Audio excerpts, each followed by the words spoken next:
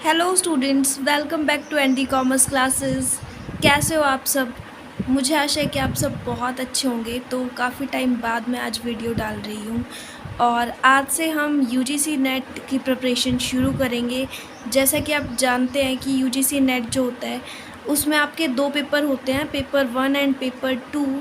तो हम paper 2 commerce जो है उनकी प्रिपरेशन आज से स्टार्ट करेंगे। ठीक है, तो करते हैं श्री गणेश आज के प्रिपरेशन का।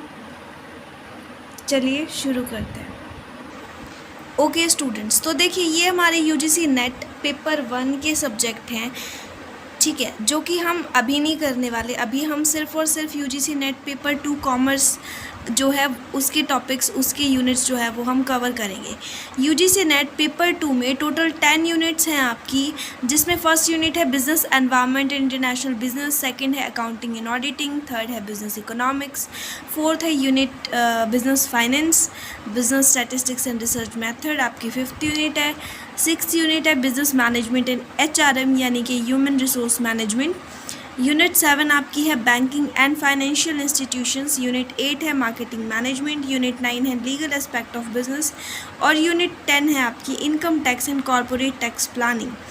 तो यहाँ पे आपने एक चीज़ और नोटिस करी होगी कि ये टोटल 10 सब्जेक्ट नहीं है आपके, बल्कि इसमें एक यूनिट में दो सब्जेक्ट गिवन है। जैसे यहाँ पे business environment international business, 2 subject ये हो गए, 2 ये हो गए।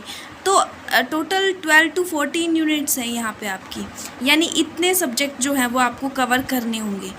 और ठीक है, तो आज हम जो यूनिट यहाँ पे करने वाले हैं, फर्स्ट यूनिट से हम नहीं करेंगे, ठीक है, हम करने वाले हैं थर्ड यूनिट से, बिकॉज़ मेरे को ये जो है सबसे इजी यूनिट लगी। और ऐसा भी है कि आप ये ना +1 में +2 में पढ़ चुके हो, जिनके पास थी, और जिनके पास नहीं भी थी वो बच्चे, जैसे बीकॉम में भी आया हुआ है ये सब्जेक्ट, तो ये बहुत ही इजी यूनिट है। तो सबसे पहले हम बिज़नेस इकोनॉमिक्स से आज स्टार्ट करने वाले हैं, तो बिना देरी किए चलिए शुरू करते हैं।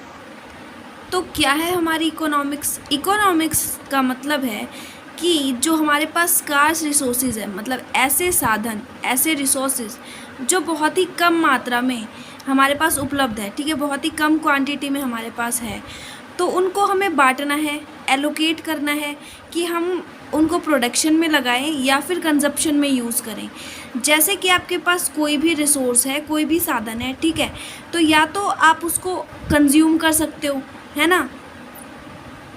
फॉर एग्ज़ाम्पल आपके पास 10 रुपीज़ है, या तो आप इनसे कुछ सामान खरीदो, खा जाओ, है ना, या फिर आप इसको इन्वेस्ट कर दो कहीं पे, ठीक है, ये सिर्फ एग्जांपल है। तो यहाँ पे आप इसको इन्वेस्ट कर दो और बदले में आपको फिर इंटरेस्ट मिल जाएगा, और अब आपके हो गए 12 रुपीज़। तो आपके पास ऑप्शन होता है कि आप उसको प्रोडक्शन में लगाओ या फिर आप उसका कंजप्शन करो, ठीक है, उसको यूज़ कर लो।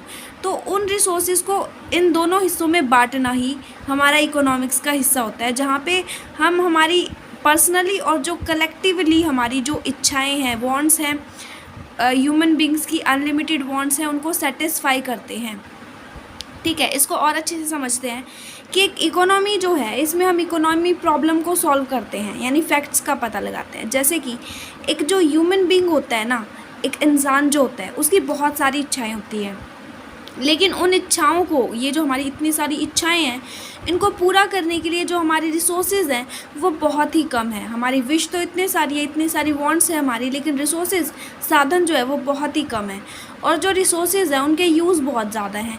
जैसे कि वही एग्जांपल हम ले लेते हैं, आपके पास 10 रुपीज़ है, यानी ये हो गया आपके पास रिसोर्स यानी साधन, और उस रिसोर्स के यूज़ है बहुत सारे। या तो इन 10 रुपीज़ से आप कोई बिस्किट ख़रीद लो, है ना, या फिर आप अपना स्टेशनरी का सामान खरीद सकते हो, पेन पेंसिल खरीद सकते हो, या फिर कुछ और खाने की चीज़ आपने मान लो खरीद ली। तो यानी 10 रुपीज़ और उसके यूज़ इतने सारे कि आप कुछ भी उससे परचेज़ कर सकते हो, है ना, many uses of this limited resource. तो अब वो अपनी कौन सी इच्छा को पूरी करेगा, वो चीज़ हमें बताती है हमारी इकोनॉमी, ठीक है। यानी जहाँ पे हमारे पास लिमिटेड रिसोर्स है और उसके बहुत सारे यूज़ है, और हमें हमारी जो ये जो इतने सारी इच्छाएं हैं उनको उस सिंपल एक रिसोर्सेज से हमें फुलफ़िल करना है, तो हम कौन सी इच्छा अपना, मतलब कैसे क्या लेके चले, वो सारी चीज़ें इकोनॉमी में हमारी आती हैं। तो हमारा जो इकोनॉमिक्स है वो 2 तरह का होता है, micro and macro. Micro economics जो है वो इंडिविजुअल, यानी एक ऐसा बोल सकते हैं ना कि पर्सनल लेवल पे हमारी जो इकोनॉमी है उसको स्टडी करता है, और मैक्रो इकोनॉमिक्स एक कंप्लीट एक होल लेवल पे यानी एक बड़े लेवल पे इकोनॉमी की स्टडी करता है, ठीक है। जैसे यहाँ पे तो कोई एक पर्सन है, ठीक है, उसकी पर्सनली क्या डिमांड है, क्या चाहता है वो ख़रीदना, और पर्सनली वो कितना प्राइस दे सकता है किसी प्रोडक्ट का, और यहाँ पे बहुत सारे जो कंज्यूमर हैं उनकी क्या डिमांड है, वो कितना प्राइस दे सकते हैं। ओके, तो ये पर्सनल लेवल पे, इंडिविजुअल लेवल पे, और ये एक होल लेवल पे इकोनॉमी को स्टडी करता है। Then central problem of an economy, एक इकोनॉमी की सेंट्रल प्रॉब्लम क्या होती है कि क्या चीज़, तो जैसे कोई इकोनॉमी का मतलब यहाँ पे हो गया कि एक बिज़नेस है, एक कंपनी है, ठीक है, तो क्या क्या समस्या, क्या क्या प्रॉब्लम उसके सामने आएगी कि क्या चीज़ वो प्रोड्यूस करे, है ना, क्या चीज़ बनाए जिसको लोग पसंद करेंगे, हाउ टू प्रोड्यूस, फिर उसको प्रोड्यूस करे तो करे कैसे, और फॉर हुम टू प्रोड्यूस, किसके लिए वो प्रोड्यूस करे। तो व्हाट यू प्रोड्यूस जो क्वेश्चन है वो हमें आंसर देता है कि हम कंज्यूमर गुड्स को प्रोड्यूस करें या फिर कैपिटल गुड्स को। कंज्यूमर गुड्स मतलब ऐसी चीज़ें हम प्रोड्यूस करें, ऐसी चीज़ें बनाएं जिन्हें डायरेक्टली कंज्यूमर जो है वो कंज्यूम कर ले, या फिर हम कैपिटल गुड्स को प्रोड्यूस करें। कैपिटल गुड्स यानी जो कि कंपनी यूज़ करेगी और फर्दर कोई प्रोडक्ट उससे बनाएगी, ठीक है। और हाउ टू प्रोड्यूस की हम जो कुछ भी चीज़ बना रहे हैं वो लेबर की हेल्प से प्रोड्यूस करें या मशीनरी की हेल्प से करें, ठीक है। तो हाउ मतलब कैसे, लेबर वाइज हो या फिर वो मशीनरी वाइज हो। और फॉर होम टू प्रोड्यूस, किसके लिए प्रोड्यूस करें, कंज्यूमर के लिए या बिज़नेस के लिए। अब कंज्यूमर में भी फिर हमें देखना पड़ेगा कि हम रिच पीपल के लिए वो बना रहे हैं कोई प्रोडक्ट या पुअर पीपल के लिए। जो हमारे पास जो कंज्यूमर है वो एजुकेटेड होंगे या अनएजुकेटेड होंगे, उनका एज ग्रुप कितना होगा, है ना, तो उस हिसाब से हम अपना प्रोडक्ट या गुड्स जो है वो बनाते हैं।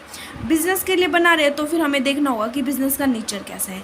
तो ये 3 क्वेश्चन हमारे सामने आते हैं जब कोई भी चीज़ बनाई जाती है, कोई भी प्रोडक्ट बनाया जाता है, ठीक है, कि क्या बनाना है, ऐसी चीज़ें बनानी है जिनको कंज्यूमर कंज्यूम कर ले, या ऐसी चीज़ें बनानी है जो कि एक इंडस्ट्री में लगानी पड़ेंगी।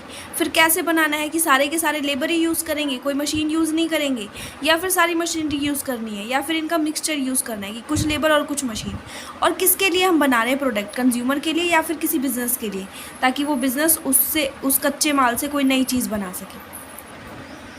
ओके देन, तो देखिए हमारी यूनिट हम पढ़ रहे थे बिज़नेस इकोनॉमिक्स। तो यहाँ हमने डायरेक्ट बिजनेस इकोनॉमिक्स को नहीं पढ़ा, हमने पहले पढ़ा कि इकोनॉमिक्स क्या है और क्या क्या उस मतलब कैसे उसके टाइप्स होते हैं और क्या क्या उसमें प्रॉब्लम आती है। अब हम पढ़ेंगे हमारी मेन यूनिट का जो मेन पोर्शन है वो।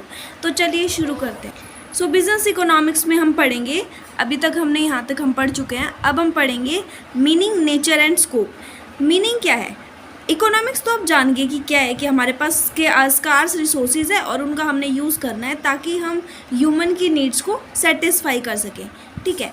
अब बिज़नेस इकोनॉमिक्स क्या होगा कि कोई बिज़नेस है या फिर कोई भी फर्म है तो उससे रिलेटेड जितने भी फैक्टर्स हैं ना उनको स्टडी करना, उनको समझना कि भाई बिज़नेस के फाइनेंशियल फैक्टर्स क्या हैं, बिज़नेस के मार्केट रिलेटेड फैक्टर्स क्या हैं, ऑर्गेनाइजेशनल फैक्टर क्या है, मतलब बिज़नेस में पैसा कहाँ से आएगा, अगर हमने उसको मार्केट तक पहुँचाना है तो फिर क्या हम करेंगे, ऑर्गेनाइजेशन से रिलेटेड फैक्टर्स क्या क्या हैं उसके, है ना, जैसे लेबर होगी, मशीनरी होगी, सारी चीज़ें हम यहाँ पर स्टडी करने वाले हैं।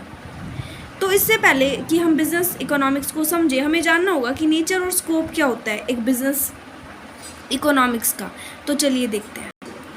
तो देखिए हमारी नेचर जो है वो फर्स्ट नेचर क्या बोलती है, science as well as art, कि बिज़नेस इकोनॉमिक्स जो है वो साइंस भी है और आर्ट भी है। क्यों, कैसे, क्योंकि बिज़नेस इकोनॉमिक्स में जब हम इकोनॉमिक्स को स्टडी करते हैं तो इसके अपने कुछ रूल्स होते हैं, रेगुलेशन होते हैं जो हमें फॉलो करने होते हैं एक बिज़नेस के अंदर। तो इसका मतलब ये एक साइंस है, क्योंकि साइंस में भी तो रूल्स, रेगुलेशन, नियम वगैरह होते हैं, सिद्धांत होते हैं, राइट, ओके। और फिर उन्हीं रूल्स को हमें प्रैक्टिकल वे में फॉलो करना होता है, ठीक है। तो यानी जब हम किसी चीज़ को एक प्रैक्टिकल वे में फॉलो करते हैं तो वो एक आर्ट बन जाता है, ठीक है। इसीलिए हमारी जो बिज़नेस इकोनॉमिक्स है वो साइंस भी है और आर्ट भी है। लेकिन हमारी जो बिज़नेस इकोनॉमिक्स है वो माइक्रो इकोनॉमिक पे बेस्ड होती है, क्योंकि यहाँ पे हम जो हमारी इंडस्ट्री है उस इंडस्ट्री के सारे बिज़नेस को नहीं बल्कि सिर्फ एक बिज़नेस पे फोकस करते हैं और एक बिज़नेस को ही हम यहाँ पे पढ़ते हैं, स्टडी करते हैं, उसकी डिमांड कितनी है और उसका कि प्रोडक्ट का प्राइस कितना है। तो सिर्फ उस एक बिज़नेस को हम यहाँ पे स्टडी करते हैं, इसीलिए ये माइक्रो लेवल पे यानी एक छोटे लेवल पे स्टडी होती है हमारी जो बिज़नेस इकोनॉमिक्स की स्टडी है। लेकिन सिर्फ उस बिज़नेस की जब हम स्टडी करेंगे, क्या माइक्रो स्टडी काफ़ी है? नहीं, बल्कि हमें मैक्रो इकोनॉमिक भी इसमें शामिल करना होगा। क्योंकि जब मान लो आप अपना प्रोडक्ट बनाने जा रहे हो या फिर बेचने जा रहे हो, तो आपको ये भी तो देखना होगा ना, आप मार्केट में जाओगे, आप वहाँ की चीज़ों को भी तो देखोगे कि जैसे कि इन्फ्लेशन की सिचुएशन है या डिफ्लेशन की सिचुएशन है ना, महंगाई है या फिर महंगाई नहीं है, कौन सी सिचुएशन होगी।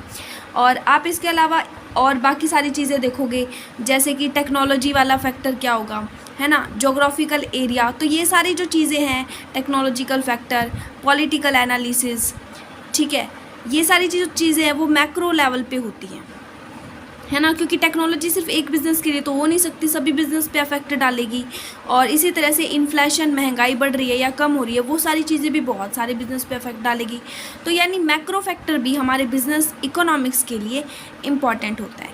हमारा जो बिज़नेस इकोनॉमिक होता है वो नेचर में बहुत ही नॉर्मेटिव होता है, यानी नॉर्मल सिचुएशन यहाँ पे फॉलो होती है। इंटरडिसिप्लिनरी इन नेचर, इसका मतलब कि इसमें सिर्फ एक सब्जेक्ट यानी एक टॉपिक नहीं होगा, यहाँ पे हम बहुत सारे टॉपिक को स्टडी करते हैं बिज़नेस इकोनॉमिक्स में। यानी ये जो है बाकी सब्जेक्ट से भी रिलेटेड होता है, इंटर रिलेटेड, हम ऐसा बोल सकते हैं कि इंटर रिलेटेड होता है। क्योंकि इसमें हम जैसे बाहर की जो पॉलिटिक्स है, पॉलिटिकल इन्वायरमेंट कैसा है, इकोनॉमिक इन्वायरमेंट कैसा है, टेक्नोलॉजिकल इन्वायरमेंट कैसा है, बहुत सारी चीज़ें होती है ना, तो सारे जो सब्जेक्ट हैं वो इससे रिलेटेड होते हैं, जुड़े हुए होते हैं। और प्रैग्मेटिक होता है, इसका मतलब ये प्रैक्टिकल वे में प्रॉब्लम से डील करता है, जो हमारा बिजनेस इकोनॉमिक्स होता है, ठीक है। तो ये इसकी नेचर थी। अब हम देख लेते हैं स्कोप। एक बिजनेस इकोनॉमिक्स की स्कोप की बात करें तो देखिए क्या क्या है। एक बिज़नेस इकोनॉमिक्स जो है वो हमारा डिमांड को एनालाइज करता है, यानी आपका जो प्रोडक्ट है उसकी मार्केट में कितनी डिमांड है, जो आप प्रोडक्ट बनाने जा रहे हो, है ना, पहले से डिमांड कितनी है या फिर कोई नया प्रोडक्ट बना रहे हो तो कितनी हो सकती है, तो उसको एनालाइज करना, फोरकास्ट करना कि इन फ्यूचर डिमांड हो कितनी सकती है ना। ओके, फिर उसके बाद प्रोडक्शन एंड कॉस्ट एनालिसिस, अगर हम उसको प्रोड्यूस करेंगे, बनाएंगे तो कितनी कॉस्ट आएगी, कितना खर्चा आएगा, तो उसको एनालाइज करना। मार्केट स्ट्रक्चर, कि मार्केट का स्ट्रक्चर कैसा है, मार्केट में मोनोपोली है, परफेक्ट कंपटीशन है, ओलिगोपोली है, ये सारी चीज़ें हम पढ़ने वाले हैं, ठीक है। मतलब कि मार्केट में क्या सिचुएशन चली हुई है कि आप प्रोडक्ट बनाओगे तो जाते ही बिक जाएगा, है ना, इस तरह से। तो मार्केट स्ट्रक्चर को देखना। प्राइसिंग पॉलिसी डिसीजन, कि आप जब प्राइस रखोगे प्रोडक्ट का तो ऐसा तो है नहीं कि स्टार्टिंग में ही हाई प्राइस रख दो और वो बिक जाएगा, महंगी चीज़ें नहीं बिकेगी ना, स्टार्टिंग में लो प्राइस रखना पड़ेगा। तो वो कैसे आप अपना डिसीज़न लोगे प्राइस को लेके कि क्या रखो, तो वो चीज़ें हमारी बिजनेस इकोनॉमिक में आ जाती है। प्रॉफिट मैनेजमेंट, कि अब आपको प्रॉफिट भी होगा जब सेल हो गया आपके प्रोडक्ट की, तो कैसे उसको मैनेज करोगे, सारा प्रॉफिट जो है वो बांट दोगे सब में, नहीं, बल्कि कुछ प्रॉफिट जो है उसको कहीं पे इन्वेस्ट भी कर सकते हैं, या उस जो कुछ प्रॉफिट जो हिस्सा है उसको रिजर्व में रख सकते हैं, कभी मान लो कोई दिक्कत हो जाए तो वो प्रॉफिट जो है वो काम आ जाएगा, है ना। रिस्क एनालिसिस, कि जब आप अपने प्रोडक्ट को कहीं बेच रहे हो या कुछ भी कर रहे हो इकोनॉमिक्स में, तो आपका जो रिस्क होगा वो कितना होगा आपके बिज़नेस के ऊपर, तो उस रिस्क को देखना, है ना, मतलब कैसे हम उसको सॉर्ट आउट कर सकते हैं उस रिस्क को। कैपिटल और इन्वेंट्री मैनेजमेंट, कितनी कैपिटल आप लगाओगे, आपका स्टॉक कितना रहेगा इन्वेंट्री का, तो वो सारी चीज़ें भी बिज़नेस इकोनॉमिक्स की स्कोप में आ जाती हैं। यहाँ से जो है इसका मेन इंट्रोडक्शन जो आपका बिज़नेस इकोनॉमिक्स का है वो हो चुका है। अब जो मेन चीज़ें हैं, मतलब बहुत सारी मेन चीज़ें हैं, जैसे कि डिमांड हो गया, है ना, तो वो सारी चीज़ें हम पढ़ने वाले हैं, ठीक है। तो आज फर्स्ट इंट्रोडक्शन वीडियो में इतना ही। नेक्स्ट हम डिमांड का जो टॉपिक है वो पढ़ेंगे, ठीक है। अगर आपको ये समझ आए ना वीडियो तो प्लीज़ ज़रूर बताना, क्योंकि फिर उस हिसाब से ही मैं आगे और भी ज़्यादा ईजी और सिंपल तरीके से कोशिश करूँगी कि बहुत सिंपल तरीके से आपको नेट की जो प्रिपरेशन है वो करा दूँ, ठीक है। So thank you so much.